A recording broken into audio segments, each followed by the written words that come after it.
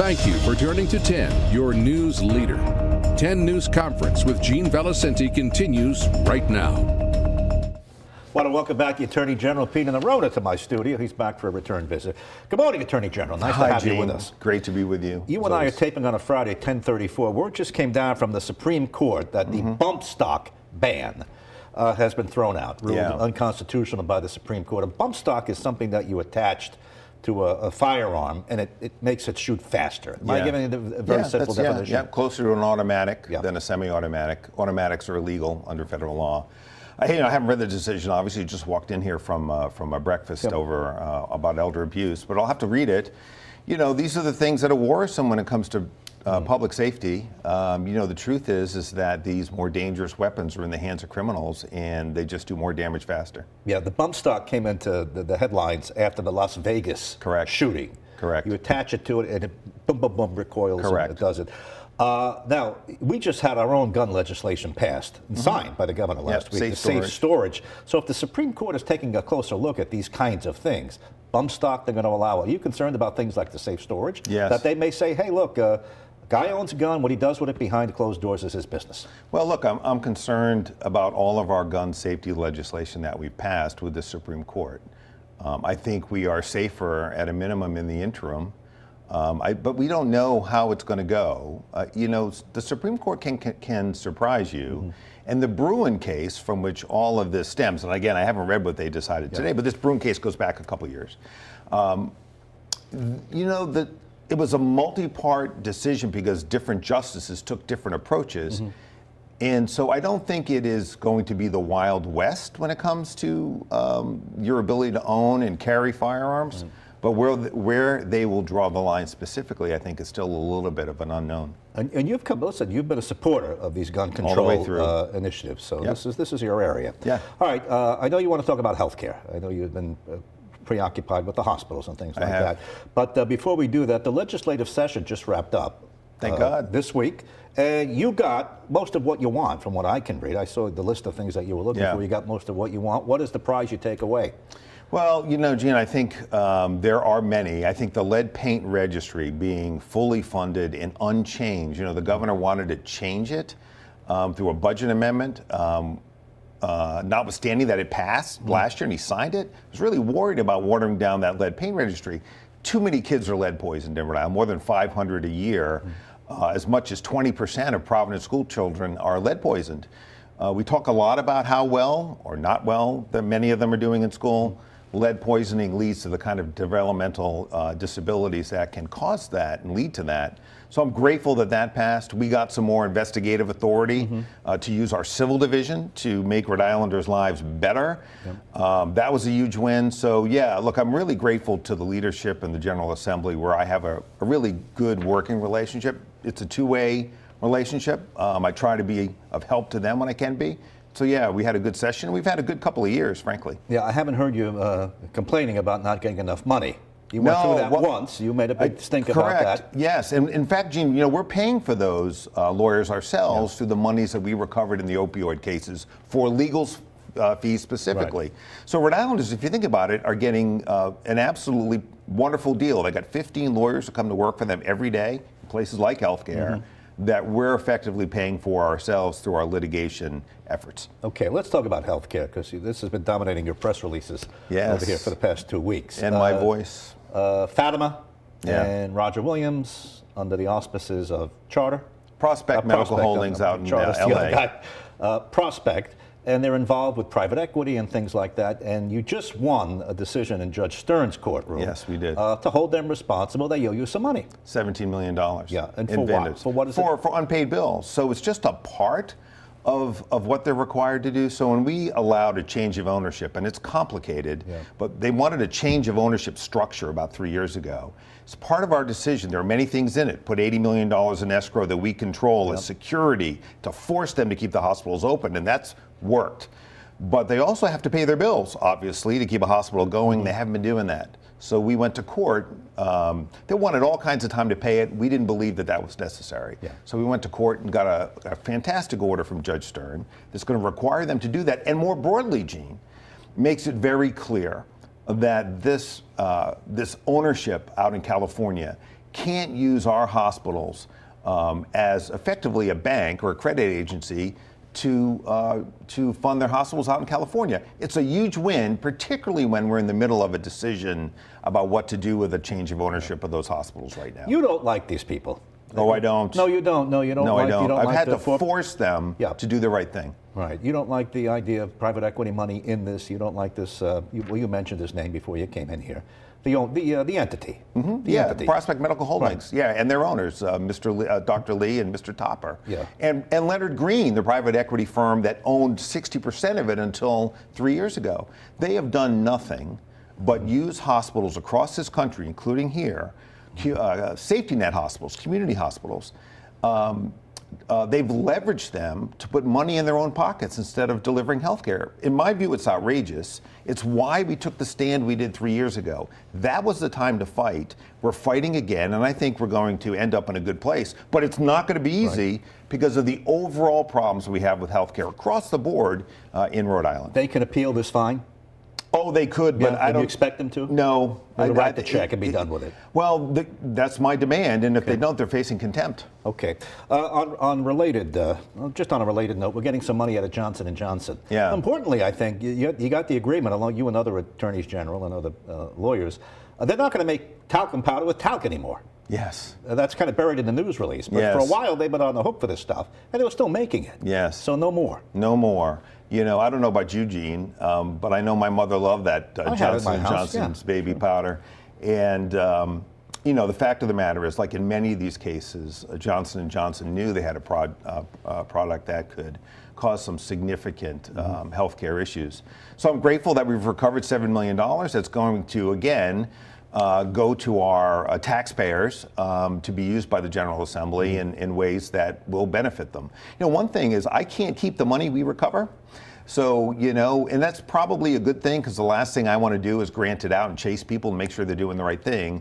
But particularly in the opioid space, and this was not an opioid case, we've been really careful to make sure that the money's being used for opioid abatement and recovery. Okay, let's talk about opioids. You led us nicely there. In the top of our program, we had a soundbite from you saying we're going to hold everybody accountable, including the distributors. Yes. And I asked you on the radio as soon as you said that. Does that include the home team, CVS? Yeah. You're going to hold CVS accountable? Well, we did, Gene. If you remember, but you said there's unfinished business here. Well, we did. Forward. Well, we recovered multiple millions of dollars from CVS and Walgreens and other pharmacies.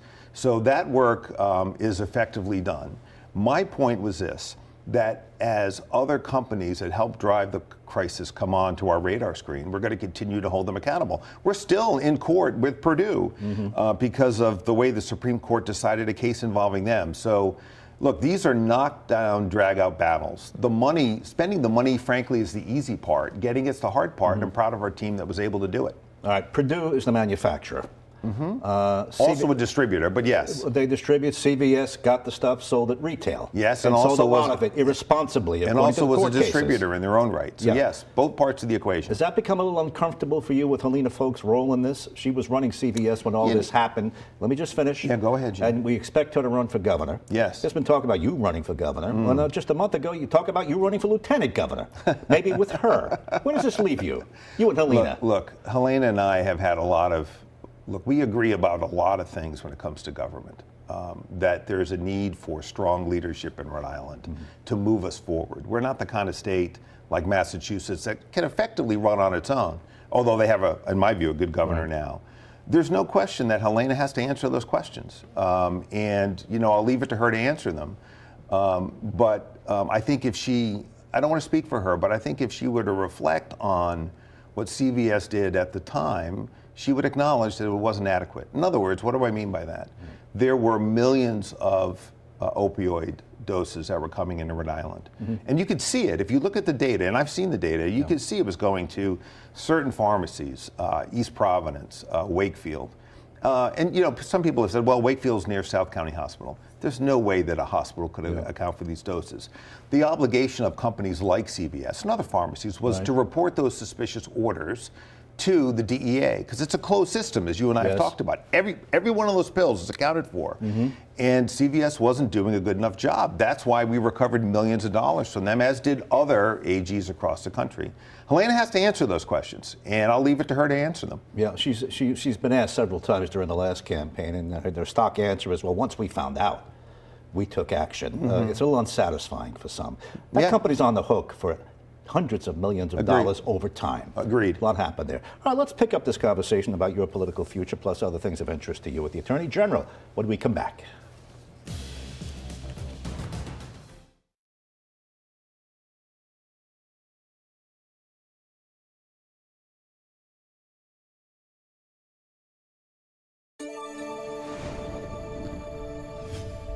Welcome back. My guest, Attorney General Peter Neronha, continues with us. You know, that last segment we talked a little bit about your maybe aspirations to run for governor. So tell me, governor or lieutenant governor? Because you kind of surprised me about a month ago. You floated the idea, well, maybe lieutenant governor. Well, someone asked me. Two different jobs. Yeah, of course. Dan McGowan asked me about that. Look, I think, well, let me step back and say this. I love being Attorney General, and it's, my focus is there, and every politician will tell you that. But it's true, because we've got so much going on. Lieutenant governor is only appealing to me if I think I can advance the issues I really care about, and healthcare is one of them. I don't think we're doing enough long-term and short-term strategic thinking around healthcare. And so if you could use that office to advance that ball, I would think about it. The problem, though, is that without a partner who's going to give you that authority, that would be the governor. Really what you're doing is you've got a bully pulpit, but it may not take you anywhere. You know, but whether it's governor or lieutenant governor, Gene, the truth is I have to figure out what I want to do with my 60s. You know, I love public service, but I also know that I love my family. And both of my children are not in Rhode Island. And my wife is around my age, is a physician, as you know, and she's not sure what she wants to do with her 60s either. So that's really a family discussion that still has to happen. Look, I love public service. I think the state needs leadership. Frankly, I don't think we're getting it now from this governor. I'm just going to say it flat out. We're not getting it. It needs to come from somewhere, or the future for Rhode Island is not what it can be. We are a great state, and we can be great, but we need leadership to get us there. Healthcare is just one area where we need it. So if you become lieutenant governor,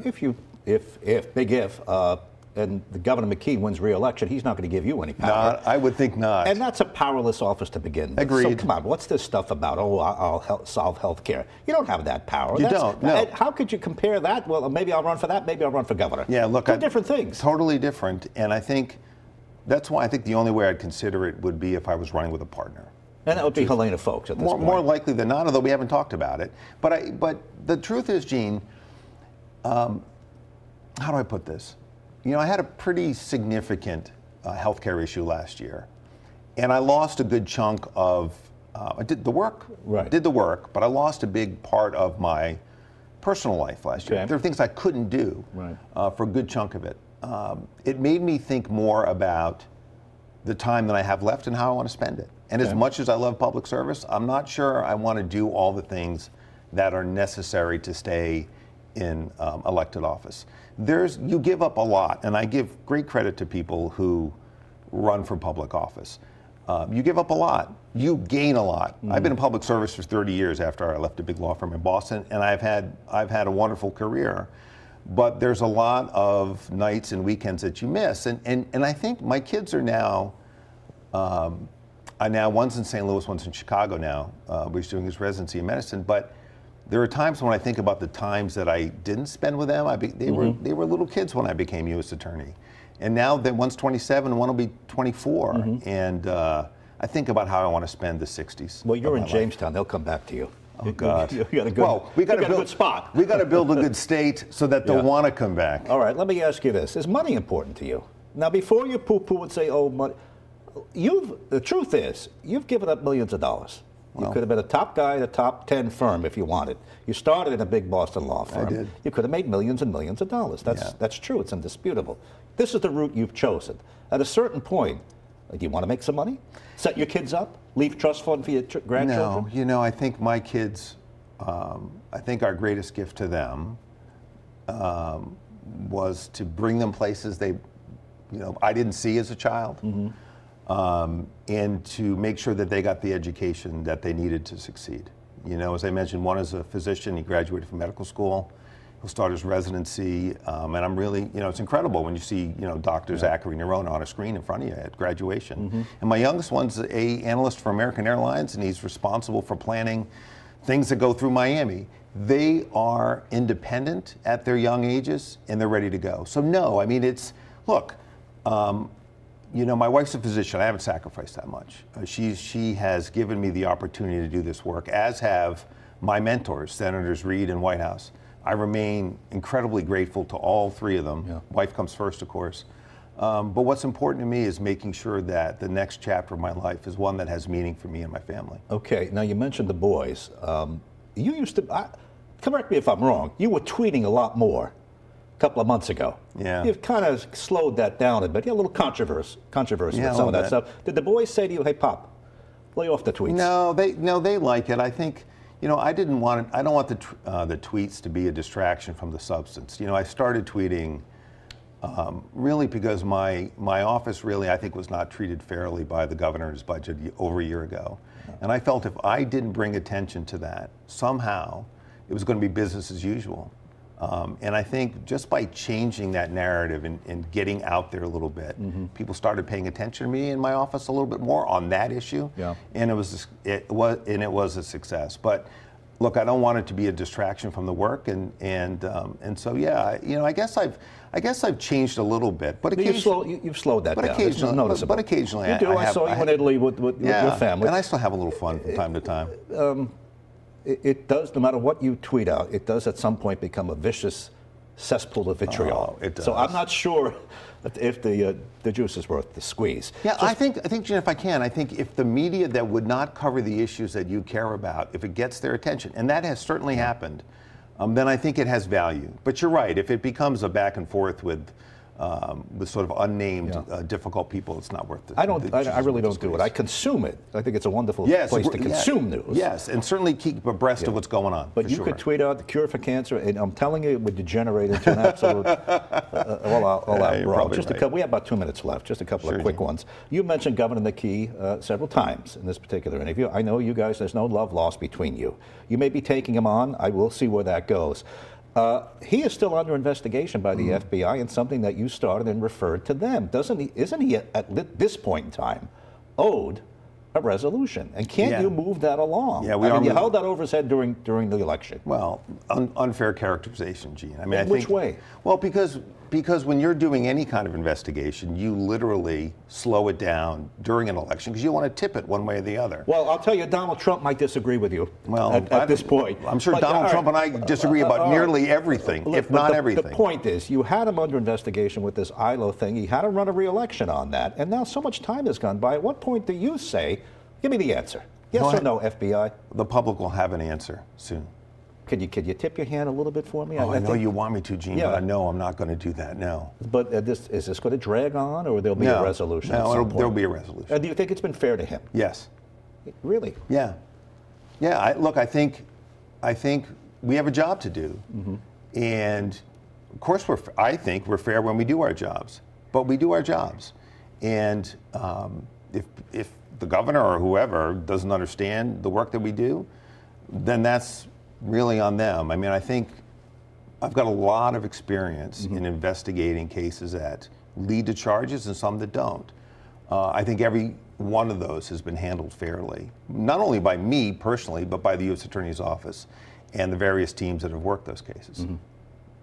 It's been a pleasure having you in. It's always good to talk to you, Gene. Covered a lot of ground. Just before I leave, a few unfinished notes. Only got less than a minute. You're really pushing to take apart the CRMC, Coastal Resource Management Council. Yeah, just give me 30 seconds. You got to come back with that because you didn't get what you want on that. Yeah, no. Look, it needs to be redone. The Coastal Resources Management Council sits above a professional group that knows what it's doing. The council doesn't know what it's doing, and so it drives the car into the road. It's like you've got a professional race car driver, and you turn it over to me to drive the car. That's not what you want. CRMC takes good decision making and drives into the gutter. We got to get rid of it. This is a big deal on Jamestown because they got you surrounded over there. They do, Block Island too, and elsewhere. All right, Attorney General, thanks for coming in. We'll continue on the radio. Good Appreciate it. to see you. In the meantime, that's 10 News Conference, your #1 and longest running political show in Southern New England. Reminder, watch all of our interviews on turnto10.com. For now, I'm Gene Valicenti. I'll talk to you on the radio weekdays 6 to 9 on WPRO. Weeknights right here on NBC 10 at 6. Have a good rest of your weekend.